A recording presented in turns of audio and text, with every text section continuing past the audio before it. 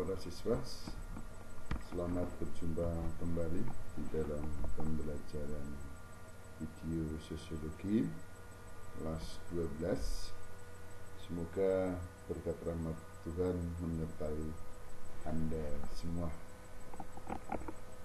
Pada pembelajaran penutup di dalam bab 1 tentang perubahan sosial, kita di sini membahas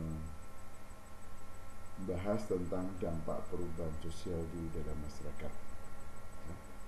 Dampak perubahan sosial di dalam masyarakat ada dua kemungkinan, yaitu bisa mengarah kepada hal perubahan yang positif, dan yang kedua bisa mengarah kepada perubahan yang negatif.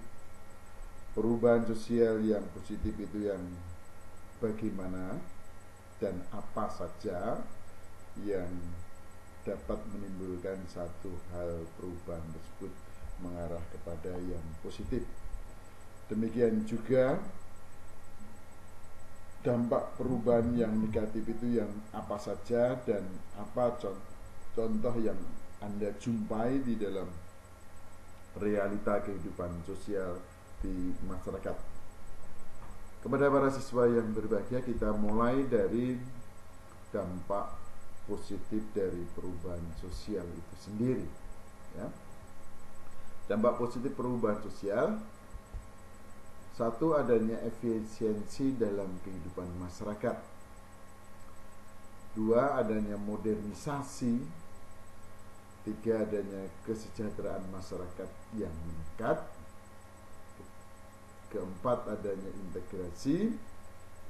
Kelima, adanya reorganisasi. Dan yang keenam, adanya transformasi politik. Apa saja yang terjadi di dalam dampak positif perubahan sosial tersebut, dan apa contohnya yang ada di dalam realita kehidupan masyarakat. Yang pertama, mengenai efisiensi dalam kehidupan masyarakat. Konsep efisiensi dalam kehidupan masyarakat ini adanya suatu hemat tenaga, hemat waktu, dan hemat biaya. Apabila itu bisa menjadi satu langkah yang bisa ditempuh, maka itu sebagai bentuk efisiensi. Ada orang mengatakan efisiensi waktu, efisiensi biaya, dan efisiensi tenaga. Jadi konsep efisiensi ini menyangkut hal yang terkait biaya, waktu, dan tenaga. Saya ambilkan satu contoh yang ada di dalam realita kehidupan. Kalau dulu alat transportasi ojek yang kita kenal di pangkalan.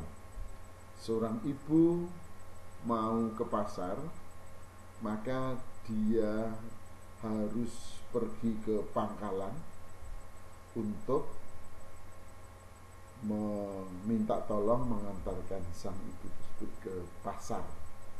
Mestinya hal ini pada transportasi ojek pangkalan yang lama ini kurang efisien. Kenapa? Pertama, tidak menghemat waktu karena ibu harus pergi ke pangkalan berjalan, ya. Ini memerlukan waktu. Kemudian berjalan ke pangkalan memerlukan tenaga, ya. Kemudian ya, hemat. Apakah ojek pangkalan hemat jika dibandingkan dengan ojek online yang sekarang ada? Ternyata ojek online yang sekarang itu lebih efisien sebagai berkat dari perubahan sosial yang mengarah yang positif tadi, ya. Ojek online jauh lebih murah. Ojek online, ibu tidak harus pergi ke pangkalan ojek, cukup di rumah dia bisa memesan. Tenaga, ibu tidak perlu berjalan ke pangkalan, dia cukup menunggu di rumah untuk dijemput, ya. Kemudian yang kedua, modernisasi. Modernisasi adalah suatu bentuk perkembangan ke arah yang modern atau ke arah yang maju, ya.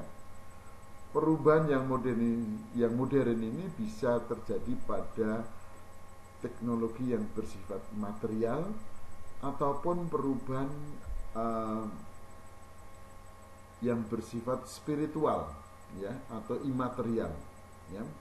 Contoh perubahan sosial yang mengarah modernisasi yang kita jumpai adalah berbagai alat komunikasi, ya, yang kita ketahui selalu mengalami perkembangan update, selalu mengalami perkembangan pembaharuan, selalu ada penambahan untuk menyempurnakan, ya.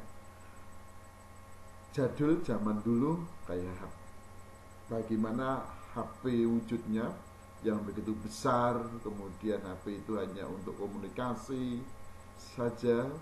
Sekarang dalam perkembangan 10 tahun ini, ya, atau mungkin 20 tahun ini, HP mengalami perkembangan dengan berbagai aplikasi sehingga menunjukkan yang memegang itu bisa memberikan dampak positif terhadap kecerdasannya, karena dengan HP seseorang bisa mencari ilmu atau melakukan browsing di internet untuk menambah pengetahuan. Nah, ini yang sering dikatakan sebagai HP sebagai cerdas atau gadget yang pintar, ya.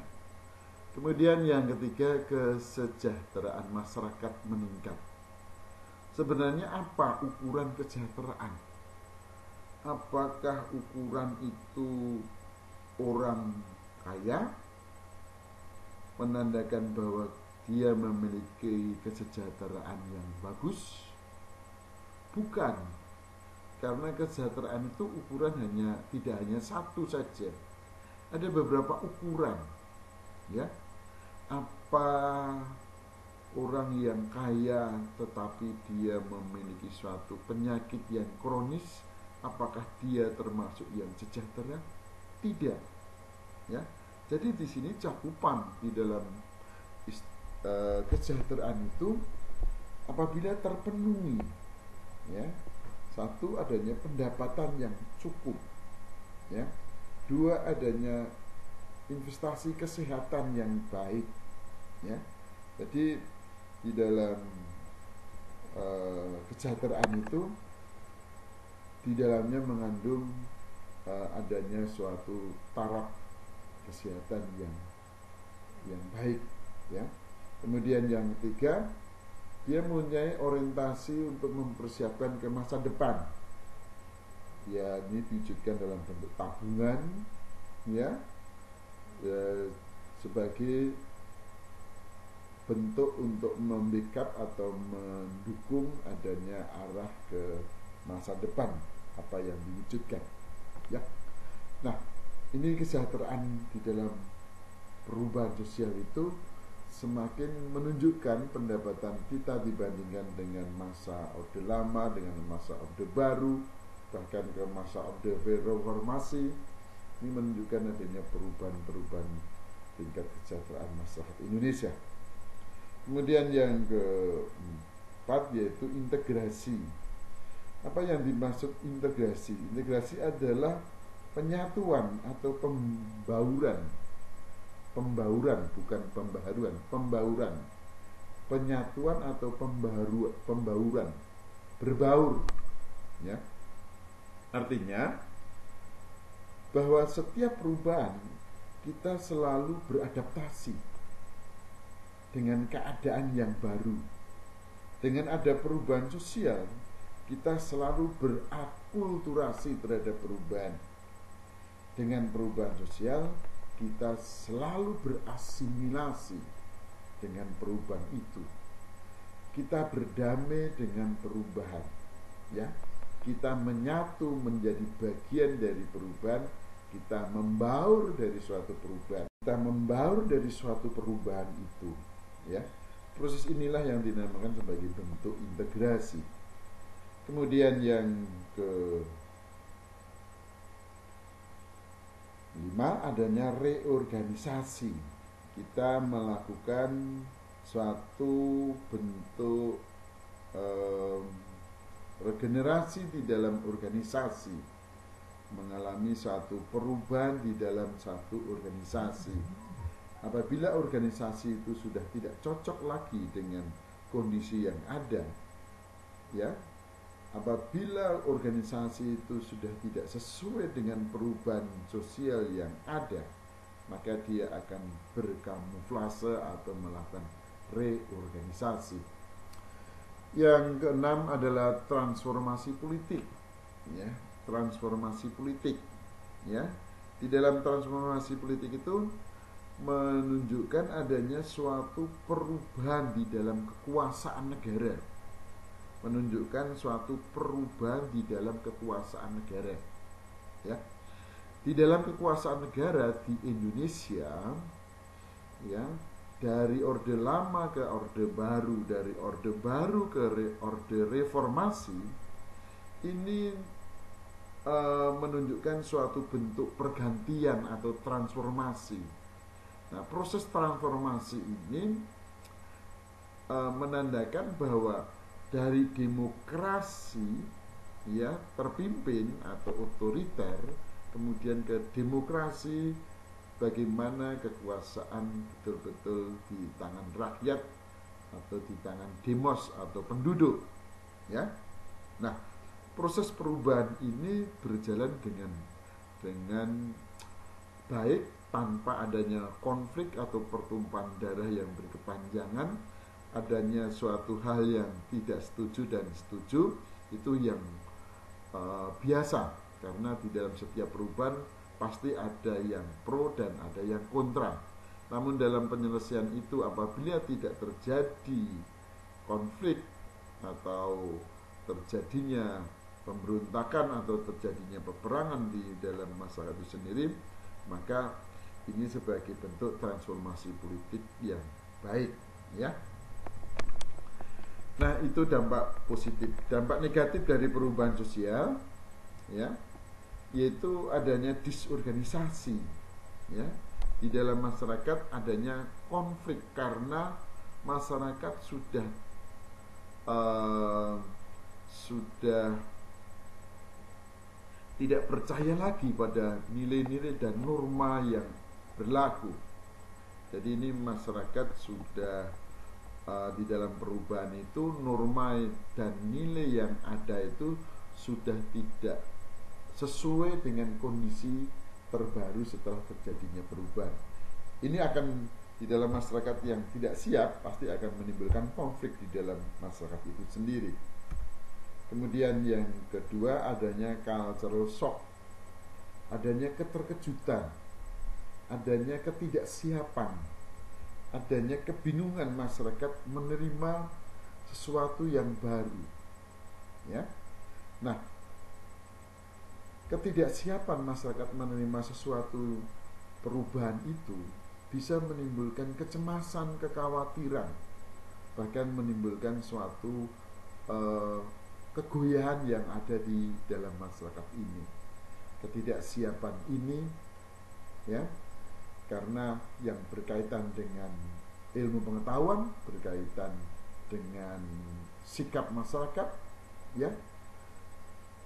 Jadi perkembangan yang masuk itu mungkin memiliki tingkat iptek yang lebih tinggi, sehingga masyarakat tidak siap di dalam perubahan itu, ya. Atau di dalam masyarakat memberikan sikap, ya, yang membingungkan, mana yang harus dipercaya, nilai dan norma yang lama yang sudah diyakini yang berjalan sudah lama, apa nilai dan norma yang baru sebagai dampak perubahan. Nah, inilah nanti yang menimbulkan adanya ketidaksiapan atau cultural shock, atau sering disebut sebagai keterkejutan kebudayaan. Kemudian yang ketiga, cultural lag, adanya ketimpangan budaya, ya, yaitu ada kesenjangan budaya. Satu sisi perkembangan kebudayaan itu tidak merata, ada yang lebih maju dan ada yang belum maju, ada yang diterima dengan cepat, ada yang diterima dengan lambat, ya.